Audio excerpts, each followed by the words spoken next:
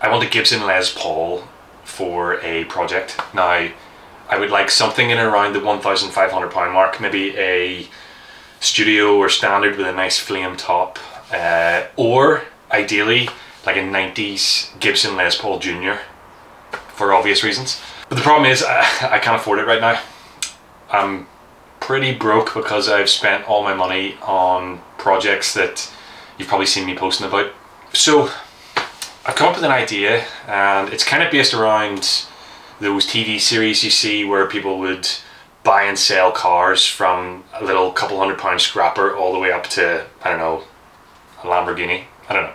So my plan is to take £100 or thereabouts to buy, trade and sell my way all the way to £1,500 or a Gibson Les Paul of some sort. Les Paul Junior, most likely. eBay have just announced that they're getting rid of seller fees in the UK here, so it's the perfect time to do this. Obviously, if I'm repairing stuff, I'm using tools and materials I have around here, and I know people are going to complain that I'm not maybe counting some of that stuff, counting sandpaper and glue or whatever it might be that I end up using. I don't care. Most of what I want to do is probably going to be flips, so I want to try to get a guitar, maybe just clean it up, put new strings on it and flip it. I will count strings in the price. My first buy has been this set of 3 acoustic guitars. I got it on eBay and it cost £100 for the listing, and then there was £20 shipping fee. So I've already started and went over budget, £20, but £120 or £119.99 is what it was. And we got the 3 guitars in one. So we got this little black chantry, I don't know how you say it, this little black classical guitar. We got the Squire acoustic guitar with a broken neck.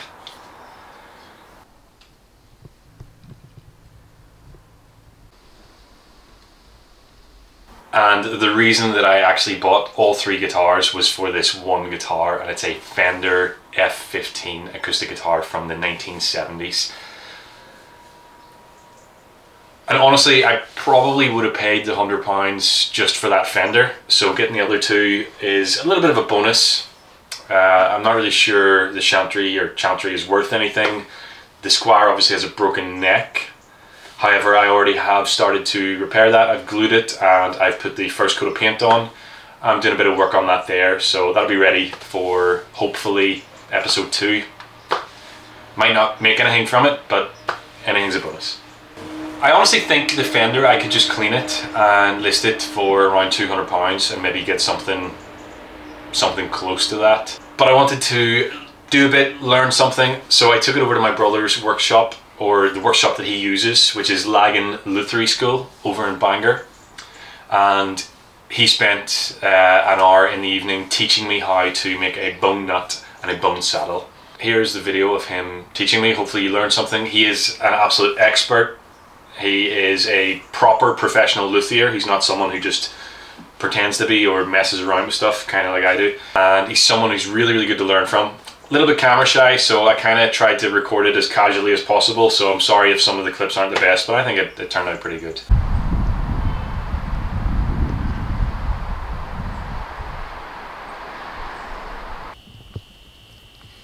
And it's made out of bone? That's bone, yeah. Yours is plastic. Oh, okay. Bone, you can really polish it, which is nice. It's definitely plastic. Alright, we'll take this out, yeah? Yeah, you can do whatever you need to do. I've never worked in one of those things before. But... And then, because there's a veneer there, you probably want to take it out from the side, but we'll see. There you go. Okay. You can take that off too if you wanted, but... There's like loads of lacquer there, and trim all that off so that the glue sits flush. Yeah, just where the headstock was lacquered? Yeah.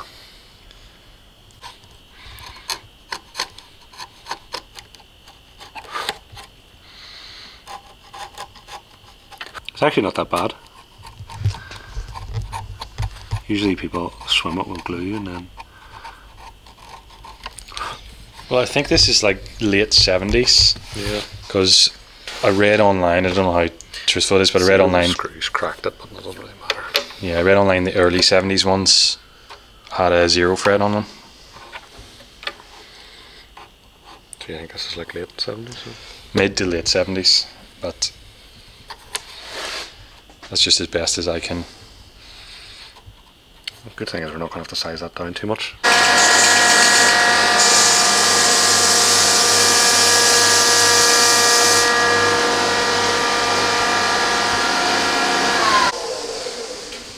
of the worst smells ever.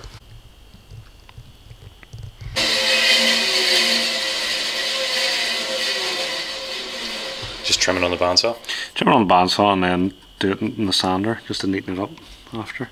But this curves in, so you kind of have to Cut it in an do angle. it at an angle. Yeah, it's a bit of a pain. But if you're doing your own guitars, you try to do the carve so that it's straight from maybe about this point, and then your nut's nice and straight. You can actually see it's not level with the. It's wider here than it is at the fretboard.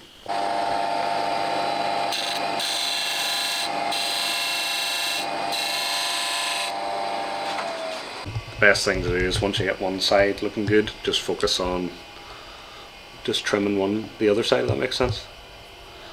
So I know that I need to do about there. Yeah, do one side at a time instead of both.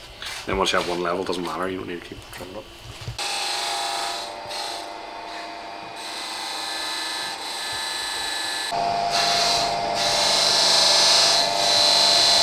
Yeah. So I'm probably not going to do it this way. My wee flat frets won't really work well. No, I'm probably just going to do it like so.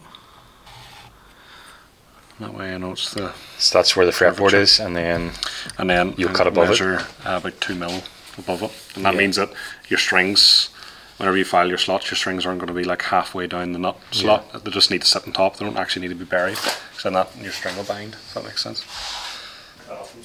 And would you ever just copy the original one, the wee plastic one? No point, because you're improving it, aren't you? Yeah.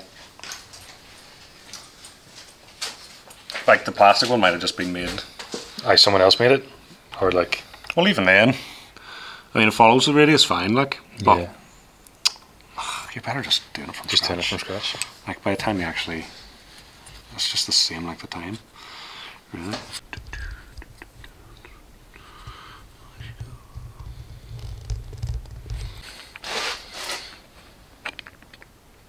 Easier not on carpet. So the only reason to do it this way is because the frets are so flat on this guitar that... Yeah, well, the half pencil's like a cheat. So normally the height of the frets, this follows the height of the frets to the... And the radius. level, yeah, and the radius. So then you get the height of where you want your nut to be and the radius at the same time. But that first one's too low. yeah, because I can't trust the frets. I can't.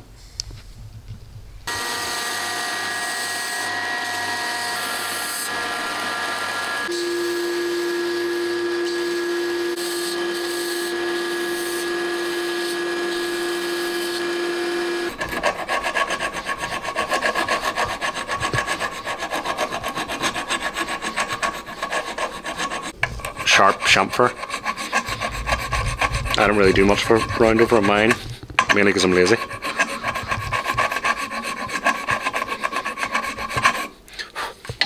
That's probably enough.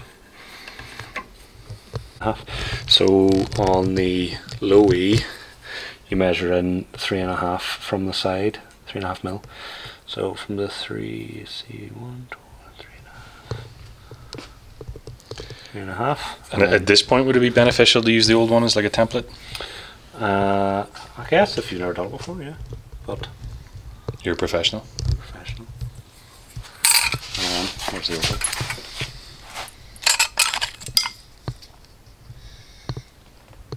Again, if you look at the old one, it is it's 3 from that point anyway. So you are just doing measurements that are fairly generic. For some reason, that's 5 at the low E, which is just going to put the string really far in. Unless they've done that because the bridge isn't in the right place, but we'll find that out. But if you look again then at the join basically lines up with the centre of this. But again, if it's a factory made guitar, you don't know. The joint's here, which is close to the centre. It's like right on the... Yeah, it looks like centre. Right on there nearly. Yeah. So just off slightly, but not that far. Does it looks like it sits on the edge of this hole, doesn't it? Yeah. So you do 3.5 at the low E because it's thicker than that. Depending on your nut width, this changes. So your string spacing changes. So you just, those 2 marks I made, you just line them up. with the high-tech nut spacer. Yeah. Cutting edge 2024 technology, this. Yeah. And then mark there. It's worked for hundreds of students anyway.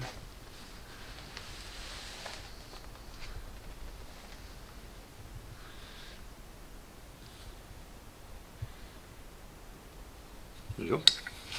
Your Louis. Have you got the packet of strings? I do. Yep. So yes, you know how to do this anyway, don't you? Yeah, but sure, talk us through it anyway. Just get the nut file and match it with the string size that you've chosen. So 54. This has 50 to 60, so I'll use the 60 because it's slightly bigger. Yeah, you're matching it to the strings. You see, mine are cheap Chinese ones, so I just cut them, whatever. Mm.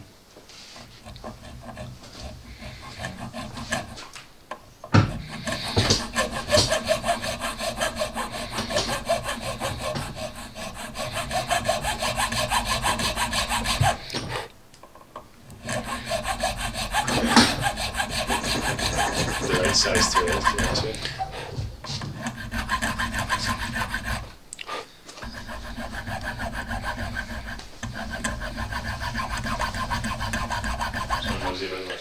Yeah, go for it.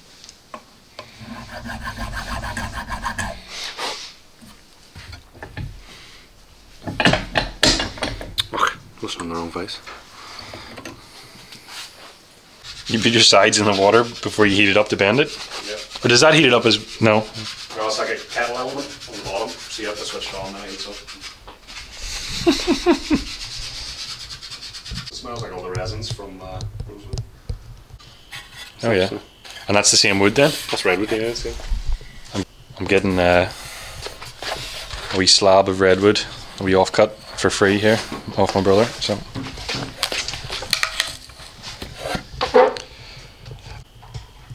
Shane, it's got 2 pickups. And that's one of yours beneath it? Yeah, it's lacquered.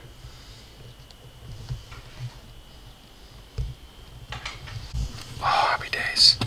You know what I was thinking? Just a perfect fit. Look at how, like, these are all really, really fat. That's so skinny. Happy days, so. No grinding it down? Well, a little tiny bit, it's not perfectly flat.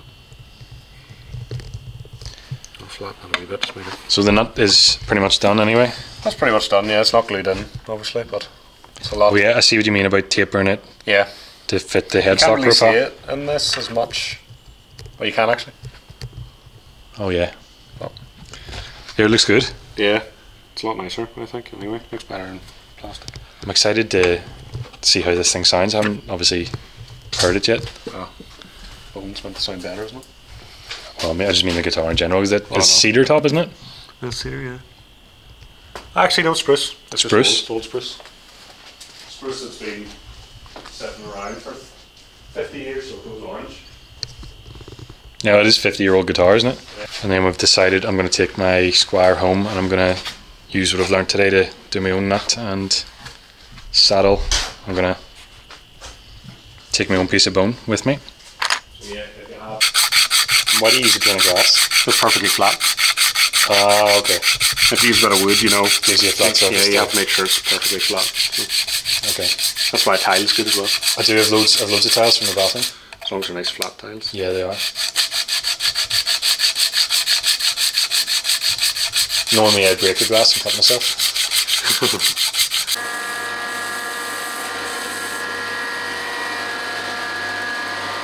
Not as far as the screws. What would be like a standard charge for getting something like this done? Like a saddle and that? I don't even know. £75 maybe? 75 quid. Maybe for, and then plus people always plus strings too. I'll take it just. Let me see screw heads. So that was. That's the original That's screw. the original. Yeah, And then the one original we have. I snapped the original saddle, didn't I? You did. Right, so it literally is just to the edge of this metal part. So that it just looked a bit shallow to me. It's alright. Never done one with this sort of. Yeah, and I've ordered 2 thumb turn screws, but I'm not sure whether they're the right thread now. Because those threaded bolts I bought today didn't fit. Face I just sanded.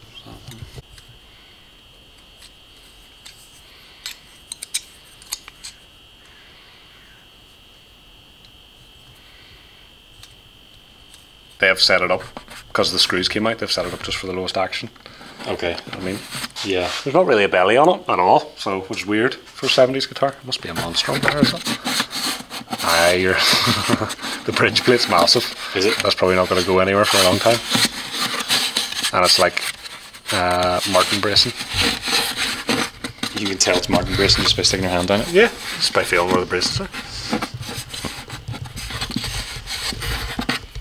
It's actually not badly made, to be honest. I suppose Japanese, isn't it?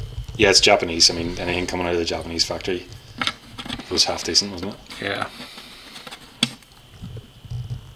My favourite, probably Fender I've ever owned, was a 90s Japanese Telecaster, and it was the photo flame, where they print the flame and they just like, Yeah. almost like a veneer, but it's printed. It's not even a veneer, and they veneered on the top and lacquer over it, and then, but the neck was the best thing. The neck was a V, but like Right. this feels like a very soft V, Right.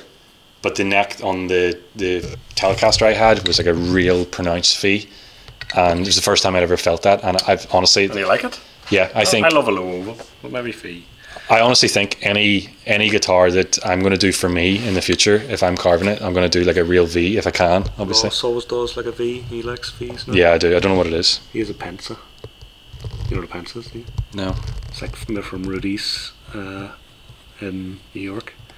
Like world famous. Mark Knopfler sort of made them Yes, famous. yes. Right. So that's roughly where we're going to take it to. Now, again, that follows the curvature of the fretboard. We'll set it up and we'll see if we need to take any height off it. Yeah, okay. It is going to get in the way a wee bit here. Well, here you move, I'll walk around you. I'm going to mark roughly where each string is because we're going to compensate this one, whereas the last one wasn't compensated. So this one's got better intonation than the last. So again, it's just where each string's going to go over the top of it. Usually your saddle would come out a bit further, maybe to the end here, but because of the screw, you can't take it any further. Yeah. So that's nice to have a wee bit of extra. I feel like that's very close, but it is the way it was made. So when you're compensating the saddles, let's say, looks like that there. So that's your high E string, and you want to bring it forward to the saddle, to the front. So I just draw a little line like so. And then the B you want to bring to the back. And then from the B to the low E, you just do a slight transition with the low E being brought towards the back of the saddle as well.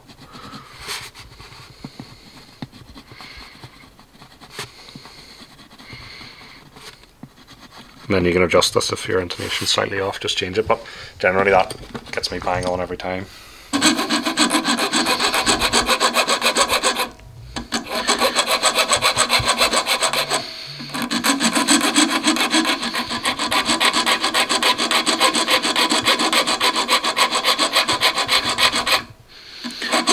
So I'm just filing through that line that I made.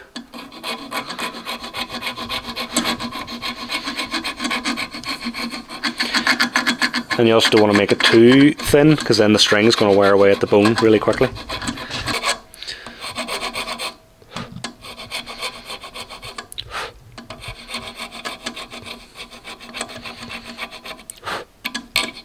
And then you'll see.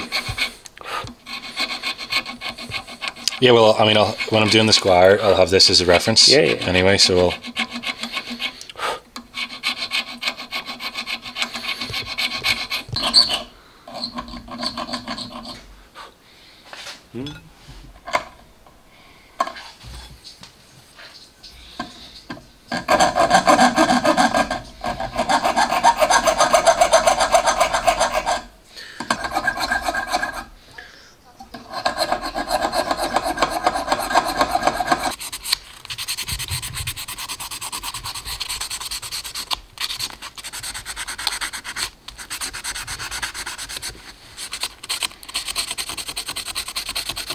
just pick and choose what I'm using. file marks, you know. You don't have to. Nobody looks that close, but when you have a habit. You're a perfectionist. Well, I wouldn't go that far, but Yeah, huge difference.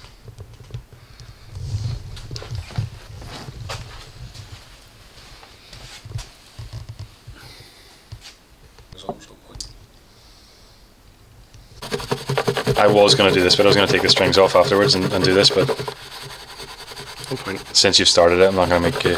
I'm not going to stop you. You can oil it. Oops.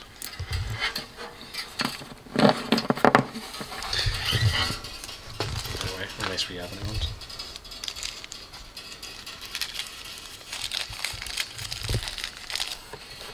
I actually like the 7th fret double markings along with the 12th. Oh yeah. I think it's quite nice.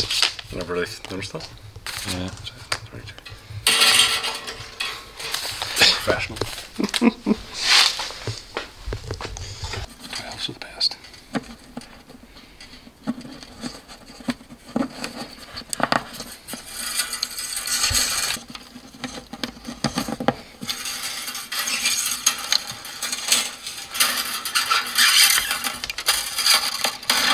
The tuners are probably the worst bit about this. I think they're terrible. They're like something you get on like a cheap Chinese Squire these days. Yeah. But I looked at maybe getting. They feel really loose or something. Yeah, you know the Fender 70s electric guitar tuners. They're the same. They're the staggered screw holes. Yeah. If you see the 70s ones, and they had like an F logo on them. Yeah. I looked at getting those for an electric guitar. I pressed them. But they're like 70 quid because they do a reissue set. Yeah. They're 70 quid for the new set, and because there was no 3x3, you have to buy 2 sets, right? And then use half of each. You'd have to buy a left-handed set and a right-handed set, and use half of each. So it's costing like 140 quid just to get new tuners. So, but that's using those 70 ones that I liked. String change, or if you're loosening the strings, just take the nut off and put a wee bit of glue under it. Yeah. So we're not gluing it down yet, so that we can make adjustments easier. Just in case, yeah. I found like a really old website where someone's done like a full blog post on just these guitars, and that was one of the things I think he said was that the tuners just let it down.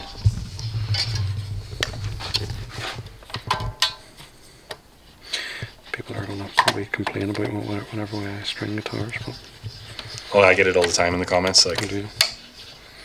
What way are you doing that? You need to tie a knot. yeah. Someone literally in the last video I did said that because I left the strings, so I knew I was going to have to take it apart because the fitment wasn't right, like the neck Yeah. angle wasn't right. So I left the strings on and just put them into a circle, and someone then commented and like, doesn't know how to build guitars because he's left the strings wide. I was like, what? Like, I don't know how to build guitars for many other reasons, not that. Yeah, like I can take loads off that nut, but I'll put all the strings on first and then I'll do it string by string, and that way you can get the action just perfect. Yeah, and obviously that's exaggerated as well because the fret is so flat, especially that first one. Oh yeah, that's true, so you might actually not want to go too low because they're not fresh frets. Because if you go too low and then someone refrets it, they're going to have to put a new nut in again. Yeah, it's not ideal. No. The way it's designed, this one's the closest to the middle, so that they go that way, so yeah, who cares? It's we didn't build it. Oh, you see that as well, that needs pushed in. Maybe we should do that first. The tuners are coming off. I'll tighten that up after. I mean, we'll take it down a good bit, but and you need to see, obviously, see your neck too. I mean, that's probably okay. For the truss rod? Yeah, I think when we add tension to it, it'll make it better. If anything, there's a wee bit of belly here, so it might need a bit of relief, but we'll see when we add the tension. It's hard to tell because whenever it gets to here, it kinks as it's flattened on the soundboard, but we'll just up the tension and pull the neck forward, so it might be bang on what we need. Right, so Again, I'll just go one by one with each string and take it down, so just loosen this ever so slightly.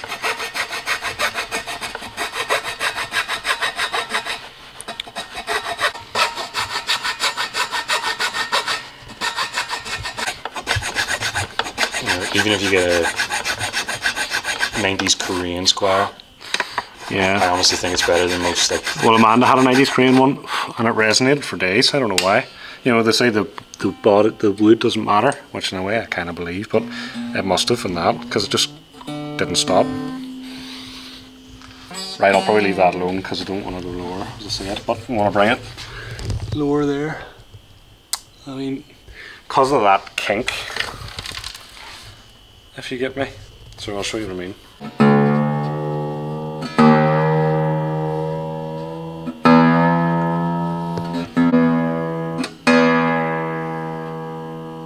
That's what I use this one for.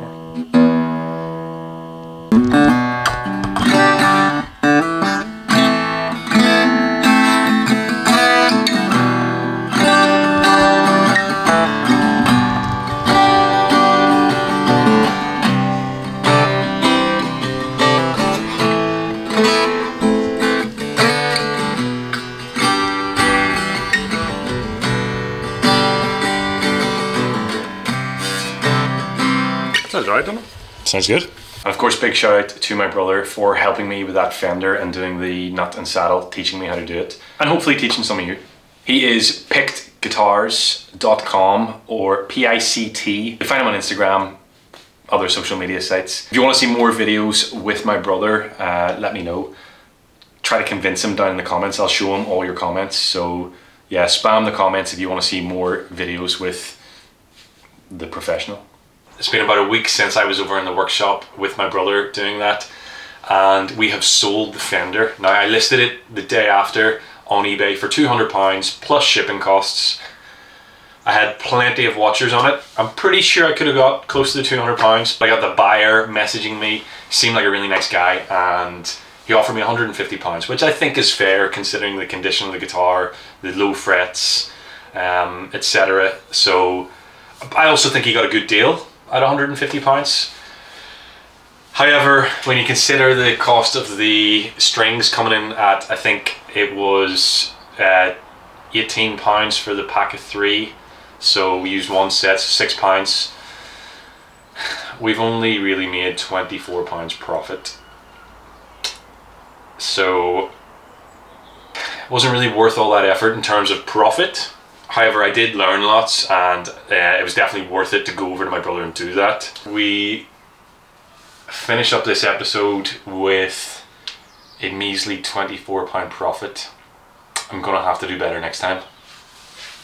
And considering I've already bought the next 2 guitars, which I'm certain are gonna make me a lot more, we will do better next time. And we still have the Chantry. I haven't been able to sell it. I've had it listed on Facebook Marketplace for £30. I dropped it down to £20. Nobody's interested in that piece of shit, so I'm just going to give it to my kids. I'm going to get it all cleaned up, restrung, and let them have it as a little guitar they can play around the house. The Squire, it's sitting over in the corner of the workshop here. I keep looking over at it when I'm talking about it. It's still neck glued, 1 coat of paint. I've just been working on a couple of other projects, so it's kind of taken a bit of a back burner, but I should get it all finished up for episode 2. I'm not sure whether I'm going to get anything for it, maybe £40 if I'm lucky, but we'll see what happens with that.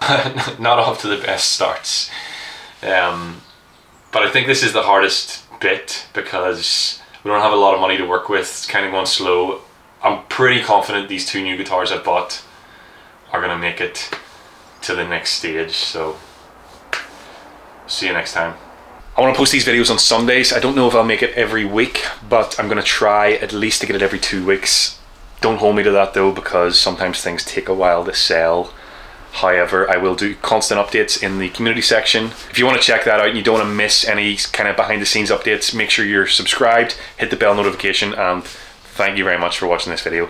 As always, if you didn't like it, hit that thumbs down and maybe unsubscribe. Don't watch any more of my stuff in the future. Just an idea. But to all you beautiful people that like my stuff, constantly comment positive things. Thank you very much. You're the reason I'm still doing this. Thank you. Show me what you've got in the works. I have all the burn marks. I'll show you this side. Ambrosia maple. Quite flamed. It's nice. It's very nice, yeah. The wee beetles. What else you got? I've been making these guitars forever. This is the Galway hooker guitar. Well, this is all made from the oak from the floor of a boat. Or the boat, yeah. You can see all the nice wee sexy miters under the sides of the guitar. Yeah, very nice. And my favourite bragging point is the purfling following through into the heel cap. That is pretty cool. And then obviously these here. Yep. That's where the nails were. Where the nails were. And you filled see in the dark from the... You filled it in with copper from that? Yeah, yeah.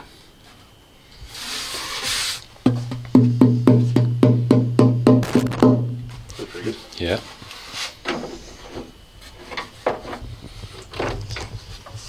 This one, oh god, look at that. Dust. Yeah. That's amazing, I love this one. Obviously the back's been sanded, but that's how that'll come up after it's been sprayed. Very nice. And what's this here then? Paduk. Paduk. See, I love the Bevel. the wee arm bevel, and also I like the wee 3 sign holes. It's embarrassing how much dust there is. Well, it's a workshop. Very nice. Yeah, it's probably one of the nicest ones I've made, I think. I just need to finish it. And what's the top then? Is it spruce? That's Alpine. Or Alpine spruce. Alpine spruce. It's really white, basically. That's moon spruce, you'll hear people call it, but basically the same thing. Well, moon spruce is slightly different. They say moon spruce is grown at a specific moon. Oh, I didn't notice the dot inlays in this one. What are those? Oh, I don't like them. What do you call that red stone? What do you call red stone? Amethyst or something? No, it's made from like reconstituted stone. Red reconstituted stone. I don't like it. It's because the seals on a Galway hooker are crimson red. Yeah, yeah, and the wood from a Galway hooker and the seals are red. Usually, yeah, okay, makes sense.